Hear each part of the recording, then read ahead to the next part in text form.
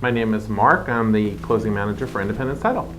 My function is to focus on the incoming closings, making sure that between our investor deals and our resale deals that we're creating our pipelines for all of our closers that we have. We have 8 closers on staff, including the pipeline that I have. And so my job on a daily basis is to oversee my personal closings in addition to my closers that have their closings, so that we're meeting on a monthly basis, meeting our goals and growing the business. So I've been fortunate enough to be here for the last 2 years, and we've noticed an increase, a nice gentle increase over the last 2 years and all around in investor files and resale files. We've developed additional REO pipeline, so the combination of it is still showing very strong for us as a company. There are different areas of concern in the market right now with prices maybe peaking and so forth, but it seems that our clientele that uses us, between our investors, our realtors, our referral base, all seem to have a good handle still on how to make money for themselves and in turn, of course, for us. It's all about service. You can get title work done anywhere. You can even get investor-friendly title work done in some other places. But you don't have relationship building, you don't have service, you don't have a business. It's really the bottom line. It doesn't matter how old and trite that sounds, without the interaction between our clients, the reach out, the thank yous, the giving back to the community and to our clients in some fashion, you don't have a business. And you definitely don't have a business that's going to grow and see the next level of success. It's all about service. And that could be service from community service to charities, to individual realtors that sometimes need referrals back to them, just like they bring us deals. They need somebody to refer to them and say, hey, I have a person looking for a property. Go speak to so-and-so realtor. Insurance people that we deal with. We are in the mindset that we don't just ask for deals. We also try to figure out a referral base in order to grow the relationship, therefore growing the deals. Hopefully works out for us. It seems to, for the last few years, have been very successful for us, but we're never too old to learn a new trick, and we want to reinvent ourselves, consistently stay fresh without being quirky and without being silly, but we want everyone to get the attention that you can have fun coming here. We're going to take care of you. We're going to do proper, prudent, compliant title work, but we're also going to try to develop a relationship with you if you want, because we know that long-term success is based on those relationships. Aside from the fact that I'm adorable, I think the staff's attention to detail with their clients and also knowing the difference between people's work habits. There are some clients that want a friendly relationship and some clients that just want the facts and don't want to know anything other than where they can pick up their check. And that's fine too. You have to meet people where they are in this world, and especially in this business. And you can't change everyone. You can only wow them with your service, your diligence, your great product, and go on to the next deal. You might not be best friends with everyone, but you will, in this office, give great service to everyone, whether it's a difficult deal and more challenging, or whether it's an easy breezy and we're going to dinner afterwards. It doesn't matter. So I think that part of what sets us apart is that. I think the other main thing that sets us apart is our leader, Kevin, who's the owner. He's an author, he's a speaker, he's in the community. He spends his time, thinking about ways to reinvent our image, put us out there in other areas, develop relationships from everyone from city council people to kids in distress, so that we're not just asking for deals. We're out there, you need our services, we'll come volunteer with you on the weekends. We'll come be the designated pickup for kids in distress. We'll come feed families. We'll come and give back to kids going back to school that may not have as much as we're blessed to have. So I think that that's also key. We're not just sitting here waiting for the door to open. We're proactively going out in the community, combined with our marketing staff and with Kevin and with myself, to engage more than just, hey, I need your business. How about, hey, I need your relationship? Hey, how can we work together with other realtors? How can we link up mortgage people, hard money or traditional mortgages, with the right clientele? How can we do team building exercises that may also influence into our holiday party, where we have over 120 people every year that come, that we thank and we give back to them and say thank you, because we know that any one of our realtors, any one of our investors should pass away or should go out of the business or should move, it could throw a whole business out completely. So we want to align ourselves with people that are growth minded, that are wanting to do good business, want to be treated nicely, want to enjoy the time when they're doing a transaction, because sometimes they could be a little challenging. So I think that everybody says that they're going to do that. Every company says, oh yeah, we reach out to the community, but they don't, they just say it. There's not a trail of them doing so. It's very corporate in many offices. And although we have to be professional, we don't necessarily have a corporate structure here.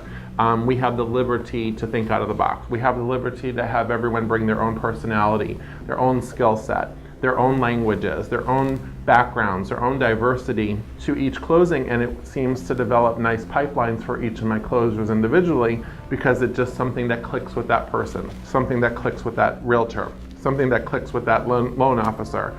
And that's why, hopefully, as we grow the business, all of my closers end up having their own built-in pipeline, because they've developed the relationship. They've not just said, hi, I'm here, give me a file to close, but they keep reaching out. And over the course of many months, they're getting people coming back to them that I don't even know about. They just tell me, got a new deal, they got a new deal, they got a new deal. Whether it's one deal in a week or sometimes 5 or 10 deals in a week. That's the way it ebbs and flows, and they're reaching out back to the closer because they like the experience with the closer, not just with Kevin, not just with Mark, not just with Tracy, but with the individual closers as well. And that's the goal, because we need all the pieces of the puzzle to be working independently, because everyone is a marketer that answers the phone, everyone is a customer service person, everyone is passive sales. No matter who you have worker bees that do stuff, but everyone that comes in touch with a client, whether it's at the front door, on the phone, in an email, is going to be affected, is affecting our business and is going to affect that client. So we want a consistent service-minded atmosphere for everyone that's calling, so that no one can say, well, I really like this one or I really don't like that one. That's going to come up, right? Personalities are such that it's going to come up. But overall, is there a balance in the business? And we think that that's what we've created, a balance in that we have a little bit of something for anybody who's interested, so that it works for them as well. Well, I've been doing this for 11 and a half years, and I started in August of 2005. So actually just 11 years, right? This month. And I started answering the phones at a real estate company, and they're like, you talk a lot. I'm like, yeah. They're like, but you're really good at talking to people. I'm like, yeah, thanks. And I went into the title department and I opened files, and all I knew was service and tell me what to do. All I knew was service. I owned my own home. I'd been on the board. I've ordered estoppel letters, but I didn't know anything else. All I look at it is, no matter what I've done, if you focus on sales and service, that is the key. People think, oh, well, I just want to do this, or I just want to be left alone, or I don't want to talk to anybody. Then this isn't the business for you. In some fashion, you have to remember that even if you're a wallflower or you're an extrovert, you are representing a company, you're representing a level of service, and you're representing a level of sales, even though you think you're not a salesperson. And when you get it, and my staff gets it, they don't always like it, but they get it. When they get it is when you see the growth. And when you see the consistency and behaviors and the proper reach outs and the consistent reach outs and the repetitive, mundane stuff that no one wants to really do every day, we all get bored with mundane, repetitive things, but it's the key to consistency is the key to success. Customer service consistency is the key to success. And guess what? Sometimes you fall short, but it's not in the falling short, it's the resolution. Did you pick up the phone? Did you call somebody? Did you own it? Did you make a mistake? You made a mistake. Did you own it? Did you make an excuse for it, or did you just say, I made a mistake, but I'm gonna fix it, I'm gonna make it right, I'm gonna tell everybody that it was my fault, I'm gonna make sure you look like a star if you're the realtor, you're the investor, I'm gonna turn it around so that it was a mistake. We're all human. There's not one title company or law office that hasn't made egregious issues in the past. But do they own them, or do they take the liberty of, I don't care, I'm too embarrassed to admit to it, I'm not going to bother apologizing for it. I'd rather eat it then and move forward. And I can tell you in personal, real experience that I have done that on more than one occasion, not even really big issues, right? But I've over apologized because I felt bad, because people get used to a certain level of service and I just feel badly. Not even huge issues, but by owning it, maybe giving them a discount once in a while on a closing fee because you put your money where your mouth is. You don't just ask, but you also give or give back. And guess what? Deal after deal after that said, you know what? I can work with anybody, but someone that owns their stuff, fixes it, made it go away and never had that experience again with, here's another deal. And it's consistently happened to me and a lot of people I know that work here, because we're human beings, right? We're not widgets. We're not in the business of being perfect. We're in the business of perfecting each day how we can get better. For instance, we have many people that call daily. I'm a new investor. I was told I should use you, but why? What do you have that I don't have? And I tell them all the same thing. They tell me what school they went to, who they bought mentorship from, other than, the ones that we know are really successful, and they have all their services in order. And I tell them, great, do you have a deal? Do you have a property? No. Okay, so I'm gonna help you. I'm gonna let you do a property. As soon as you get your property, let me know. I'm gonna handhold you through, without being an attorney, but I'm gonna handhold you through the customer service aspect of all the things you need to know to keep you safe. And I kind of re-interview them. What have you not been getting from your prior title company? What is it that you've been sold a bag of goods on and never fall through? Oh, no one ever calls you back? No, that's not gonna happen. Oh, no one ever emails you back? I email you 3 in the morning. And you might get like a little annoyed that I might email you all the time. I'm the king of email. So, but if you tell me, Mark, don't email me, I want you to call me, I've already pissed you off. So if you want to be called and I email you, I've already pissed you off. So you learn what people's expectations are, and then of course you underpromise and overdeliver. And that's what you have to interview a client. They might be interviewing you, but you have to interview them so that you know what you're up against. Because without knowing what their real expectations are, and sometimes they don't even know. They don't know what a good title company should be doing because maybe they're only used to poor service. They may be new to this, so they don't know what to expect. I had a lady just before this that I couldn't come into this interview for because she said, I was told to call you and you tell me everything I need to do.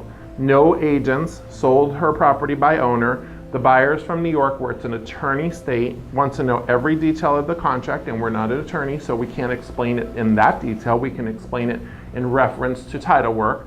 And I spent 15 minutes talking to her as the seller, and then another 15 minutes talking to the buyer, and now they think that we're the cat's meow. They think that we are the best. But it's what they needed. It's a $400,000 deal, no realtors, and it's cash transaction. I have something better to do than help them with that.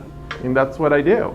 And they were referred by a realtor friend who's not getting any commission, but they still wanted to interview me. So apparently we passed the test, they sent the emails, and that was great. But you have to know you have to be very comfortable in knowing your product and your industry so that when you sell yourself, it's not a sales pitch, it's just this is what we're gonna provide.